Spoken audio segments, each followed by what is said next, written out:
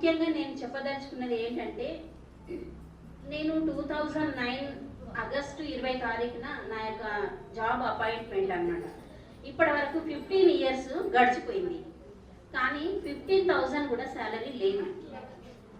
అకౌంటెంట్గా ఇన్ని సంవత్సరాలు ఉద్యోగం చేసి నేను తెలుసుకున్నది ఏంటంటే, ప్రతిసారి టీచర్స్, ఎస్ఓలు నాన్ టీచింగ్ వాళ్ళను చాలా తక్కువగా అంచనా వేసి వాళ్ళను సరిగ్గా చూసుకోకుండా ప్రతిసారి ఎన్నిసార్లు ధర్నాలని మేము మెమోరాండం ఇవ్వడానికి వెళ్తున్నాము, మేము ఈ యూనియన్ ద్వారా పిఆర్టీయూ అని ఒకసారి, యూటీఎఫ్ అని ఇంకొకసారి, ఇట్లా చెప్పి మా దగ్గర నుంచి 300, 200 అట్లా కూడా కలెక్ట్ చేశారు. ఇది ఎప్పుడంటే మన యూనియన్ ఏర్పరచబడక ముందు, 2019 కంటే ముందు.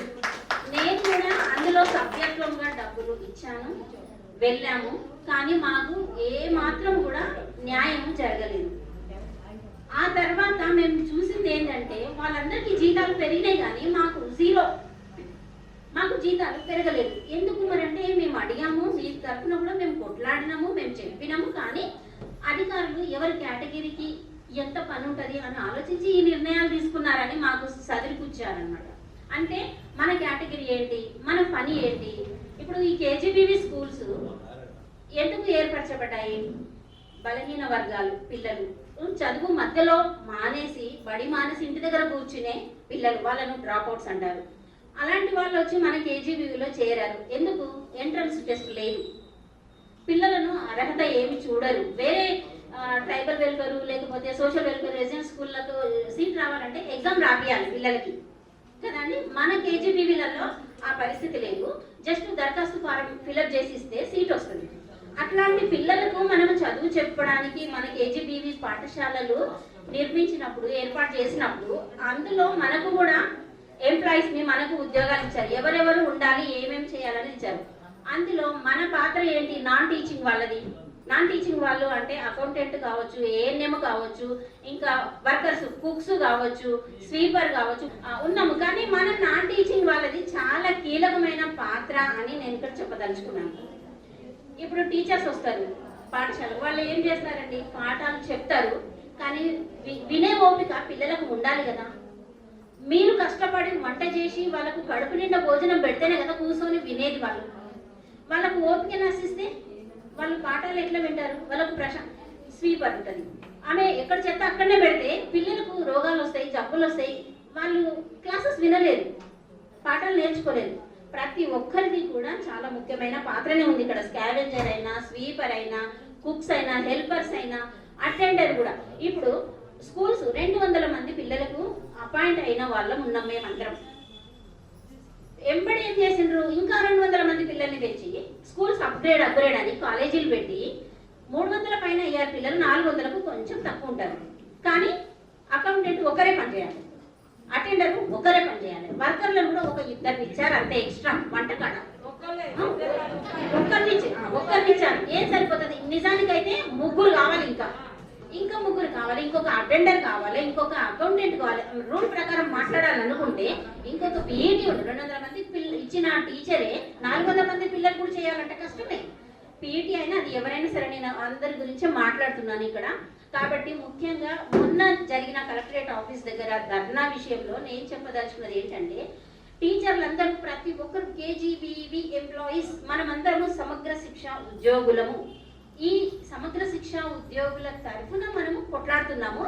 ఎస్ఎస్ఏ అని మనందరినీ ఒక కేటగిరీ కిందికి గవర్నమెంట్ తీసుకొచ్చింది, చాలా సంవత్సరాలు అవుతుంది.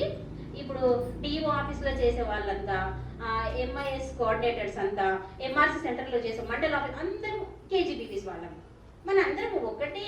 నేను అకౌంటెంట్ను, నేను కుక్ను, నేను కేజీబీవీ టీచర్ను, నేను ఒక పీజీ అని మీరు వేరు చేయకూడదు. అందరి కోసం కొట్లాడుతున్నామని మభ్యపెట్టారు. ధర్నాకు వెళ్ళిన తర్వాత ఏమైందంటే, ధర్నా ముగించడం 33 రోజులు ధర్నా చేసి వాళ్ళలోనే గొడవలై విభేదాలు వచ్చి వారం ముందు వెళ్ళి వాళ్ళ లీడరే వెళ్ళి విరమించుకుంటున్నామని ఎస్పీడీకి లెటర్ ఇచ్చిన తర్వాత కూడా మళ్ళా ధర్నాలు అని చెప్పేసి వెళ్తే మొత్తం కంప్లీట్గా క్లోజ్ అయిన తర్వాత మాకు ఆ ధర్నా ఆ యూనియన్ వాళ్ళు ఒక గ్రూప్ క్రియేట్ చేశారు. ఆ గ్రూప్లో మాకు ఒక మెసేజ్ పెట్టిండ్రు. ఆ మెసేజ్ ఏంటంటే, అకౌంటెంట్స్కి, ఏఎన్ఎంస్కి న్యాయం జరగలేదు, అన్యాయమే జరిగింది, మీరందరూ మమ్మల్ని క్షమించాలి అని చల్లని కబురు మాకు మెల్లగా పెట్టేశారు గ్రూప్లో. ఇక మా చంద్రకళ ఉంది, మా అకౌంటెంట్ మంచాల స్కూల్లో, ఆమె నేను ఒకేసారి అపాయింట్ అయ్యాము జాబ్లో, 15 సంవత్సరాల ఎక్స్పీరియన్స్ ఉంది. ఆమె ఊరుకోక ఆ సార్ను ఇక బాగా క్లాస్ తీసుకుంది. నేను అట్లా ఎవరితో మాట్లాడను, కానీ తను మాత్రం బాగా మాట్లాడేసరికి సార్ క్షమించండి అమ్మా, నెక్స్ట్ టైం నుంచి మీకు అన్నీ ఉంటాయి, మిమ్మల్ని మేము ఎప్పుడు వదిలిపెట్టము, ఇక నుంచి మీ గురించి నేను కొట్లాడతాను, మీరు నా మీద నమ్మకం ఉంచండి అని చెప్తున్నారంట. కానీ ఇప్పుడు ఇక్కడ ఈ సభాముఖంగా నేను మీ అందరికి చెప్పదలుచుకున్నది ఏంటంటే, మనము నాన్ టీచర్లము కాదు, టీచింగ్ స్టాఫ్లో మనం లేము. వాళ్ళు ఎన్ని చెప్పినా కూడా వాళ్ళతో పాటు మనము ఎట్టి పరిస్థితులు కూడా వెళ్ళకూడదు. ఏ ధర్నాకైనా సరే, ఏ మెమోరాండం ఇవ్వడానికైనా సరే, ఏ అధికారిని కలవడానికైనా సరే, మన యూనియన్ ఎస్ఎల్ పద్మా మేడం వీళ్ళ ద్వారా మనకు పిలుపు వస్తే తప్ప మనము వెళ్ళకూడదు అని ఇక్కడ గట్టి నిర్ణయం తీసుకోవాలని నేను మీ అందరినీ కోరుకుంటున్నాను. పెట్టుకోండి, మన తరఫున కొట్లాడడానికి మనకు మంచి యూనియన్ ఉంది, మనం వాళ్ళకు సంపూర్ణంగా సపోర్ట్ చేద్దాము. జనరల్ బాడీస్ పెట్టినప్పుడు దయచేసి అటెండ్ అవ్వండి. మ్యాక్సిమం నేనైతే రంగారెడ్డి జిల్లా నుంచి చాలాసార్లు అటెండ్ అవుతాను, కొన్నిసార్లు నేను రాలేకపోతాను. ఇంకొకటి సభ్యత్వము, మనది ఒక జిల్లా వైజ్గా మనకు సభ్యత్వాలు కూడా ఉంటాయి, అది కూడా చాలా నెగ్లిజెన్సీ. ఎట్లా అంటే నడక, ఎన్నిసార్లు చెప్పినా అది మాత్రం చెయ్యరు. మనకు ఒక యూనియన్ ఉంది, ఆ యూనియన్కు ఒక ఫండ్ ఉండాలి, మనం కలవాలి, మనం రకరకాల పనులు చేసుకోవాలి. మనం పెట్టుకున్నటువంటి గోలు, మనకు కావలసిన హక్కులు సాధించుకోవటానికి మనకు ఒక ధైర్యం అనమాట, అది ఒక ధైర్యం లాగా. కాబట్టి మీరందరూ దీంట్లో పార్టిసిపేట్ చేయండి, సహకరించండి. ప్రతిసారి అందరూ రాకపోయినా మీ స్కూల్ నుంచి కొందరైనా పార్టిసిపేట్ చేసి మన యూనియన్కు మనం సంపూర్ణంగా మద్దతు తెలపాలని మిమ్మల్ని అందరినీ కోరుకుంటూ నా ఈ చిన్న